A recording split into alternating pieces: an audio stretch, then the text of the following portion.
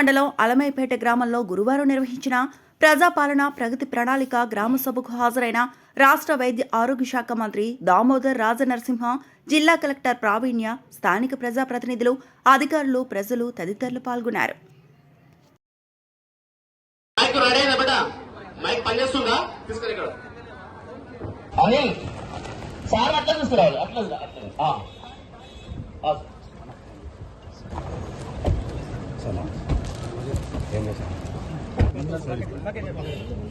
తెలంగాణ రాష్ట్ర 99 days action plan కి విచ్చేస్తున్నటువంటి మన వాల్యూమ్ కొంచెం తగ్గించు.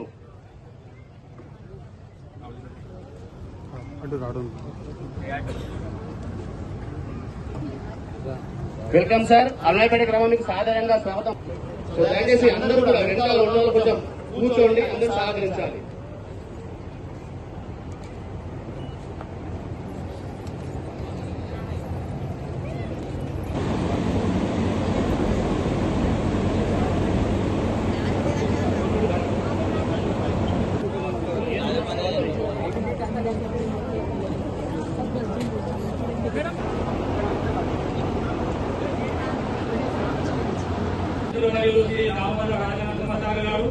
మరియు మన రాష్ట్ర మన జిల్లా కలెక్టర్ గారు మరియు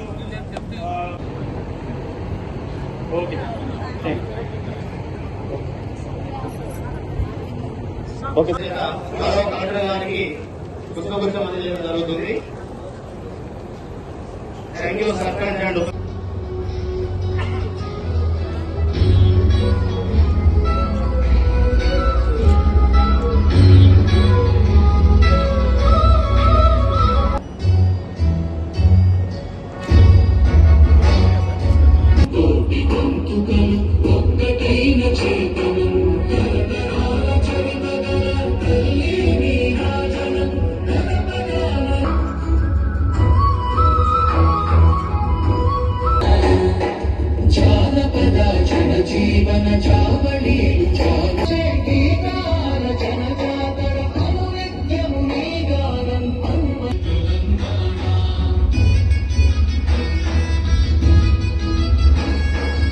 సేవకులం అన్న భావనతో ప్రజల ఆకాంక్షలు, అవసరాలే కేంద్ర బిందువుగా నిత్యం శ్రమిస్తున్నాం.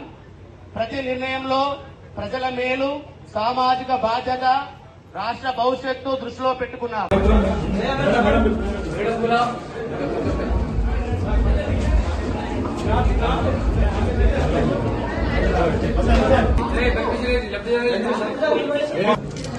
कंप्लीट हो रहा है दावत दे देते खाना में धन्यवाद. दावत ऑटो ऑटो बुक करता संदर रेडी कहाँ पर आ जाओ. चल इस बार में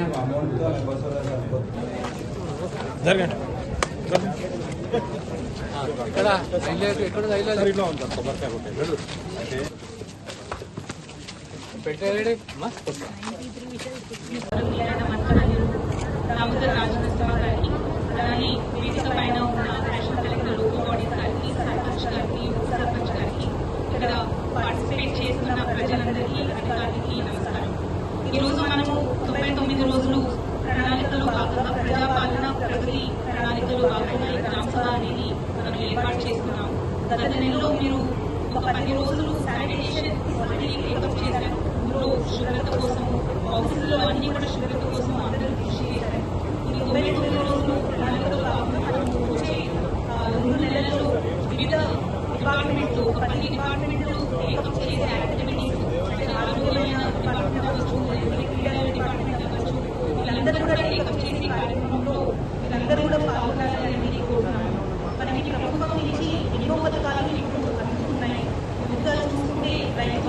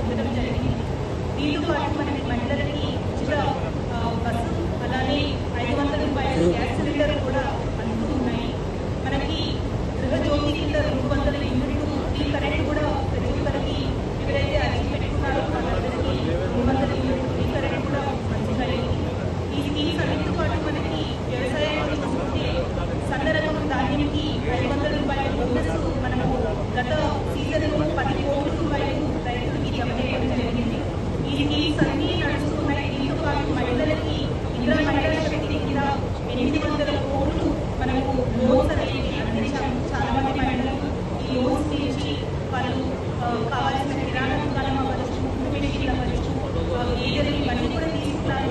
వాళ్ళు అద్భుతంగా మంచి స్థాయికి ఎదుర్కొన్నారు.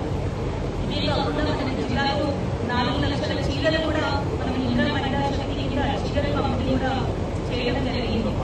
ఇప్పుడు ఇవన్నీ మనకి నడుస్తున్న స్కీమ్లు అయితే గత సంవత్సరంలోనే మనము 50,000 కొత్త రేషన్ కార్డులు కూడా ఇచ్చుకొని ఇప్పుడు నెల నెల మనం 10,000 మెట్రిక్ టన్నుల బియ్యం ప్రతి రేషన్ షాప్ నుంచి మనము జిల్లాలో అందిస్తున్నాము. ఈ వచ్చే 3 నెలలకు కావాల్సిన రేషన్ బియ్యం కూడా సంఘ బియ్యం అనేది మనము రేషన్ షాప్ నుంచి అందజేయబోతున్నాము.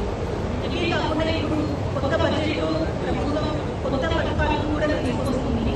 దీంతో భాగంగా మొదటిగా పిల్లలకి స్కూల్లో అల్పాహారం పథకం, బ్రేక్ఫాస్ట్ స్కీమ్ అని అంటున్నాము. పిల్లలు పొద్దున పూట వచ్చేటప్పుడు తిరుగుతూ వస్తున్నారు స్కూల్కి, దానివల్ల స్కూల్లో శ్రద్ధ పెట్టలేకపోతున్నారనే ఉద్దేశంతో మనకు సీఎం గారు బ్రేక్ఫాస్ట్ స్కీమ్ అనేది పెడుతున్నారు.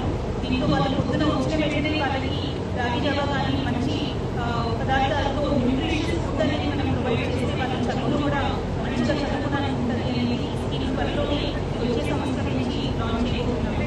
ఇదే కాకుండా ఇప్పటి వరకు మనకి మిడ్ డే మీల్ అనేది మధ్యాహ్నం పూట 10వ తరగతి పిల్లల వరకు ఉండేది. ఇప్పుడు వచ్చే సంవత్సరం నుంచి ఇంటర్ చదువుకున్న పిల్లల వరకు కూడా ఈ మిడ్ డే మీల్ స్కీమ్ అనేది ప్రభుత్వం నుంచి అందిస్తున్నారు. మూడోది, ప్రతి కుటుంబానికి జీవన బీమా అనేది 5 లక్షల చొప్పున ప్రభుత్వం నుంచి త్వరలో మంజూరు కాబోతుంది. ఎవరైతే వికలాంగులు పిల్లలు ఉన్నారో వాళ్ళకి స్కూల్కి వెళ్ళడానికి కానీ కాలేజ్కి కానీ దూరం ఉన్న వాళ్ళు వెళ్ళలేకపోతున్నారు అనే రీజన్తో ప్రభుత్వం నుంచి వాళ్ళకి మోటార్ వెహికల్ అనేది వికలాంగుల ఇంటర్ చదువుతున్న పిల్లలకి కూడా త్వరలోనే ప్రభుత్వం నుంచి అందజేయబోతున్నాం.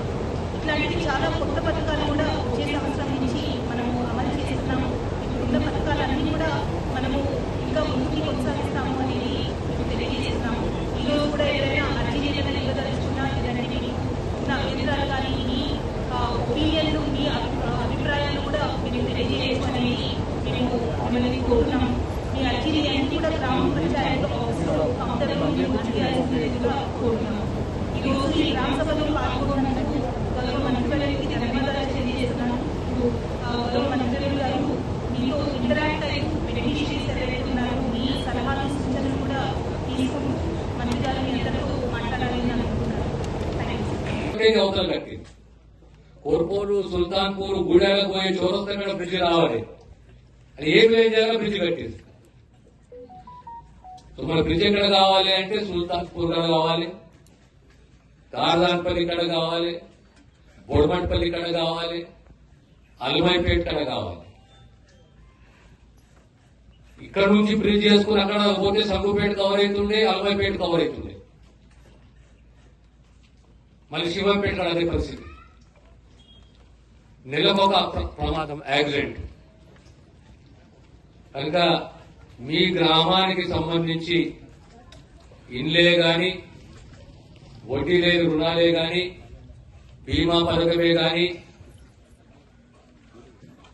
ఇప్పుడు రేషన్ బియ్యం, సన్న బియ్యం వస్తున్నాయి కదా,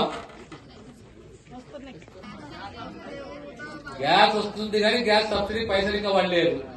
అంతే కదా, నువ్వు చెప్పేది నేనే చెప్తున్నా. అంతే కదా, గ్యాస్ సబ్సిడీ రాలేదు. గ్యాస్ సబ్సిడీ 4 రోజులు లేట్ అయినా మీకు వస్తుంది. ఎంతమందికి అయితే గ్యాస్ కనెక్షన్ ఉందో, సబ్సిడీ ఉందో, గతంలో పైసలు వచ్చినాయి అందరికి కూడా ప్రతి సిలిండర్ మీద 500 రూపాయల సబ్సిడీ ఖచ్చితంగా మీకు వచ్చింది. మళ్ళీ సబ్సిడీ వస్తుంది. అదే రకంగా ఆర్టీసీలో ఉచిత ప్రయాణాలు, ఆర్టీసీ బస్సులో ఉచిత ప్రయాణాలు.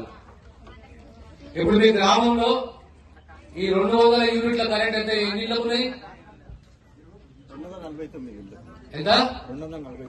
249 ఇళ్లకు 200 యూనిట్ల కరెంట్ ఉచితంగా ఉన్నదా లేదా? వాడుకుంటున్నా లేదా?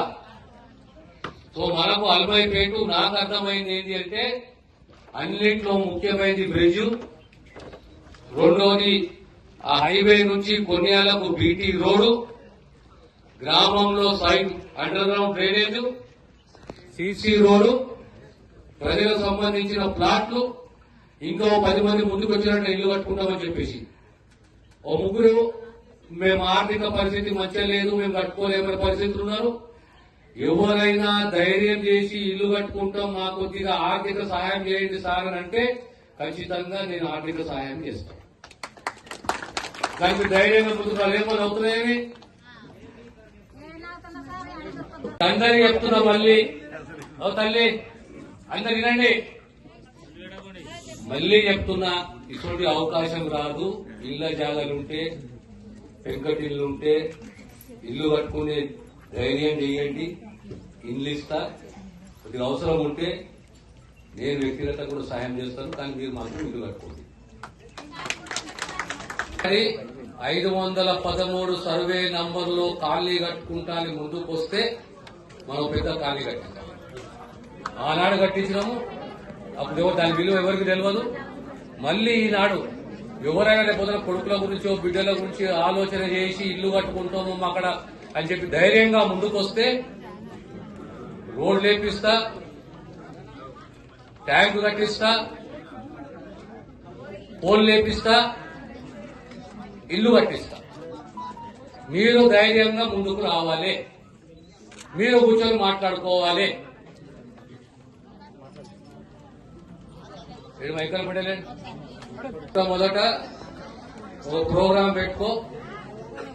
హైవే నుంచి కొన్యాలకు బీటీ రోడ్ ఫౌండేషన్ వేసుకున్నాం. ఎక్కడికి? కొన్యాల.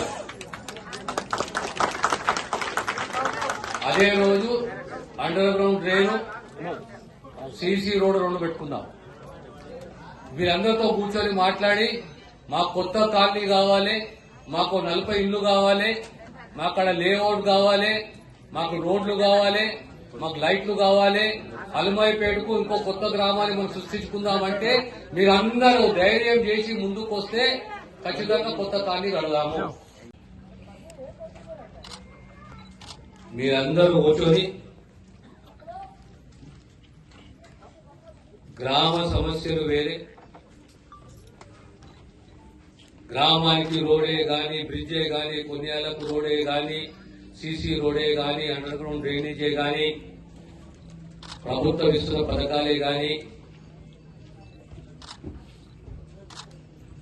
మనకేం కావాలి అనేది ఒకసారి ఆలోచన చేసుకోవాలి. మీ గ్రామంలో ఎన్ని మహిళా సంఘాలు ఉన్నాయి?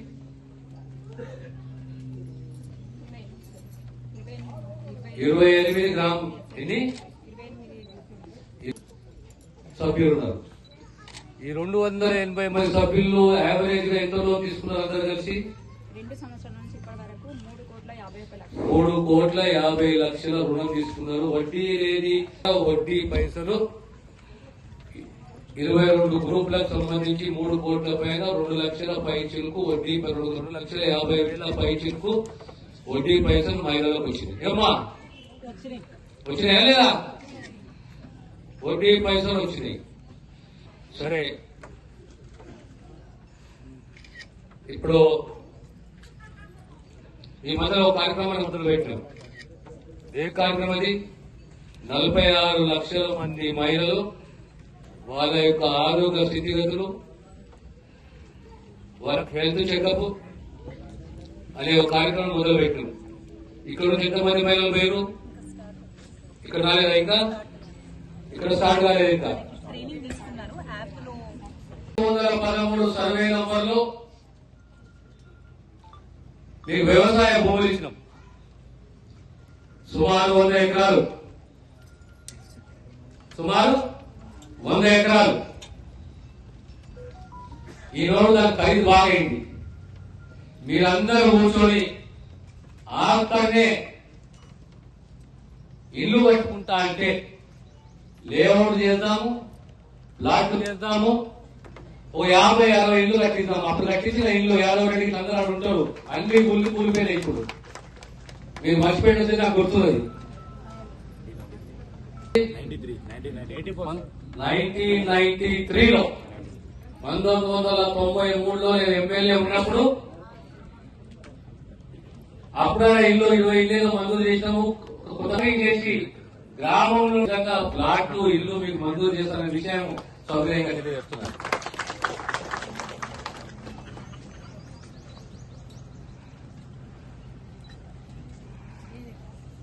దాంతో సహా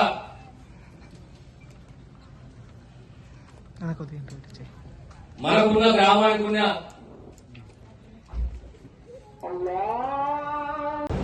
గ్రామ సభ వ్యాపారంగా జిల్లా కలెక్టరు, జిల్లా డిఆర్ఓ, తహసీల్దారు, మిగతా అధికారులు ప్రత్యేకంగా అల్మైపేట గ్రామంలో ఈ గ్రామ సభ నిర్వహించాలి. మీ గ్రామంలో ప్రజల గ్రామానికి సంబంధించిన సమస్యలు కానీ పరిష్కరించాలి. ప్రధానంగా కొత్తగా గెలిచిన మా నరసింహరావు కొడుకు ప్రసాద్, ఉప సర్పంచ్ అమ్మాయికరమ్మ, సభ్యులు మీ అందరికీ అభినందనలు.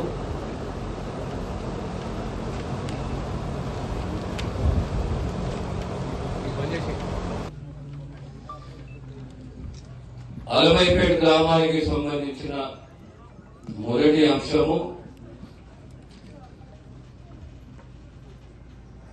హైవే మీద మనకు ఫ్లైఓవర్ కావాలి.